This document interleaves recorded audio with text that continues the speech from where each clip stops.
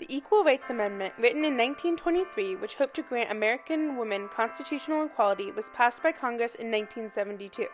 The National Organization for Women fought for the state ratification of the amendment from 1972 to 1982, while facing opposition from their adversary group, Stop ERA. Although Stop ERA found triumph in the state rejection of the amendment, it is a tragedy for the National Organization for Women and all American women, who still have yet to gain constitutional equality and the benefits of it.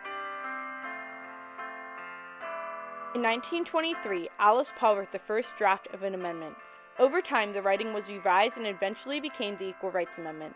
She said, okay, we've got one right guaranteed equally on the basis of sex. That's the right to vote. Now let's just write one more amendment and say the whole Constitution applies sex neutrally.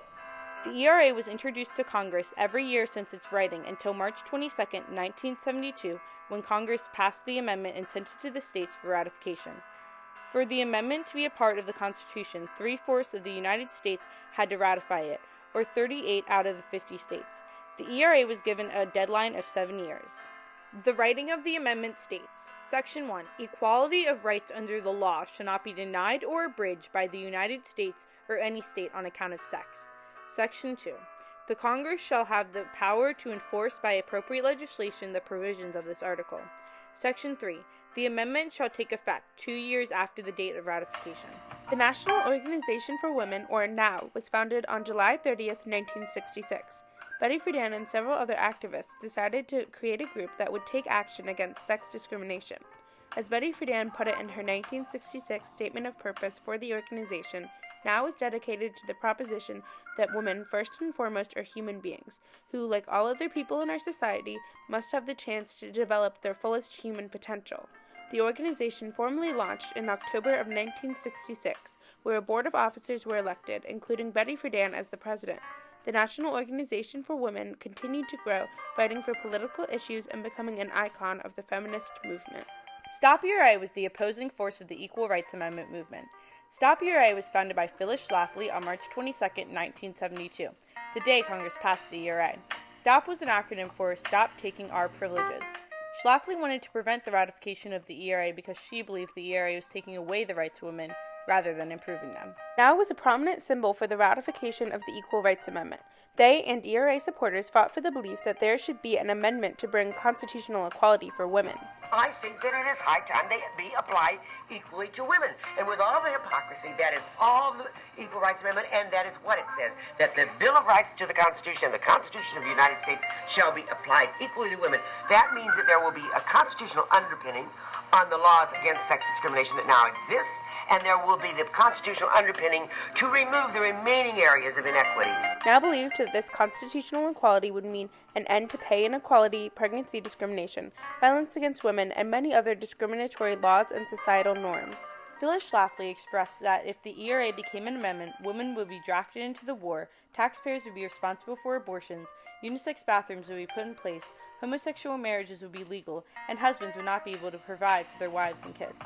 She argued that the ratification of the ERA, and therefore total constitutional equality, would mean that every aspect of people's lives would have to be equal, which she and ERA opposers believed hurt American women more than it would help them. Who actually are fighting for the ERA in order to send and force women into combat. They are fighting for the ERA so that the woman whose husband has died and has 3 children is working at a job standing next to a man who has 3 children also and is the supporter, and she is also that because her husband is dead. She should be paid the same money for the same job. That's what it's all about. The National Organization for Women's work on the Equal Rights Amendment began before the amendment passed through Congress. Due to the efforts of NOW leaders, the amendment was able to pass through the House Judiciary Committee and move on to be heard by the full Congress. After the ratification was moved onto the states, NOW worked tirelessly to convince American voters that the ERA was worth it. The organization campaigned for pro-ERA candidates to be elected in states, organized boycotts for the ERA, coordinated marches, and debated opposers of the amendment. People were writing letters, making phone calls. They were out in the streets demonstrating, which, all of which we still do, and basically organizing. There was a huge effort in the 70s to organize different groups of people. So let's say teachers for the ERA or trade unions for the ERA. As the ratification deadline of March 22, 1979 grew closer, now realized for the ERA to succeed they would need an extension. On July 9, 1978, Now organized the second largest feminist march in U.S. history.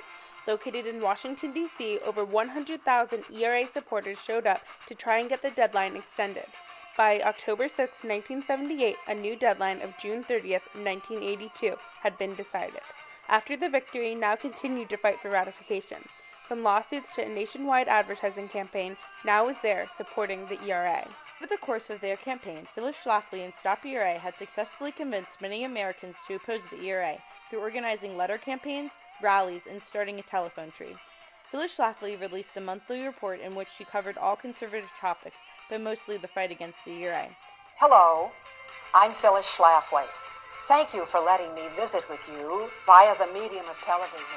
In addition, Schlafly went on TV networks to debate feminists and share her point of view on the ERA. Some of the networks included The Today Show, Ira Press, Larry King, and many more. After the ERA deadline was renewed, Schlafly started to persuade many states to rescind their votes. The extensive campaign Stop ERA created achieved their goal of convincing people of the tragic life the ERA would have made for American women. By the deadline of June 30, 1982, only 35 out of the required 38 states had ratified the ERA. This failing of the amendment was a great triumph for Phyllis Schlafly and Stop ERA because of the campaigning and work that she and her colleagues had put into ending the amendment. This event was a tragedy for the National Organization for Women and for all American women. Because of the end of this amendment, women still do not have constitutional equality and the benefits the constitutional change would bring. Women in today's America would receive many advantages from the ratification of the Equal Rights Amendment.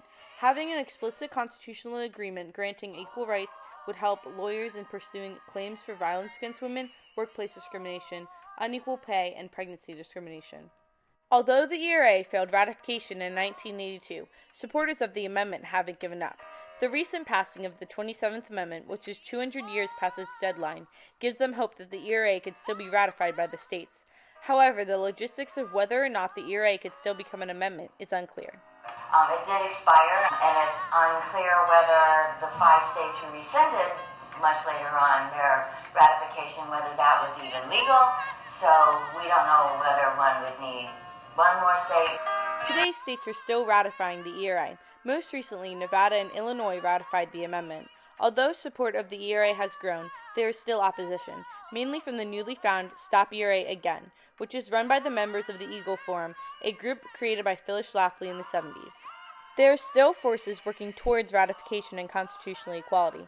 Groups such as the National Organization for Women, the ERA Coalition, and the Alice Paul Institute educate people on the Equal Rights Amendment through social media, websites, and other methods. This new wave of support for the ERA also comes from the Me Too movement, which began in 2016 and encourages women to speak out against rape, sexual assault, and other violence or discrimination. After hearing some of the devastating harassment and rape stories, more and more people have begun to see how important the Equal Rights Amendment is to women's rights and equality. Although the ERA supposedly died in 1982, it is still very much alive and worth fighting for. As long as there are men in power in this country that keep women down, we have to have an explicit guarantee of equality in the Constitution. The Equal Rights Amendment is an important part of women's history that few people are educated on, but has been gathering more interest in the past few years. The amendment would grant American women constitutional equality, which would be beneficial in court cases, work environments, and women's everyday lives. The ERA would assist these court cases through giving lawyers a specific part of the Constitution to use for claims of violence against women, pay inequality, pregnancy discrimination, and overall unequal laws. The triumph that is the ERA consists of the attention it brought to women's issues, the cause it was fighting for, and to some how far the movement has come, while others view the ending of the amendment as a triumph. Phyllis Schlafly and Stop ERA viewed the failure as a triumph because of the painstakingly long and difficult campaign she led to reject the ERA. This was a tragedy for the National Organization for Women, who had also created a large, remarkable campaign. The real tragedy, however, was the impact the failing of the amendment had on American women. Women still do not have the constitutional rights the ERA would secure, meaning it is still hard for women to get justice for violence against them and for workplace discrimination. The failing of the Equal Rights Amendment was triumphant for some, while it was tragic for others, but the greatest tragedy is the lack of representation women have in the Constitution, and the lack of justice because of that. This discrimination could have been and still could be fixed by the ERA.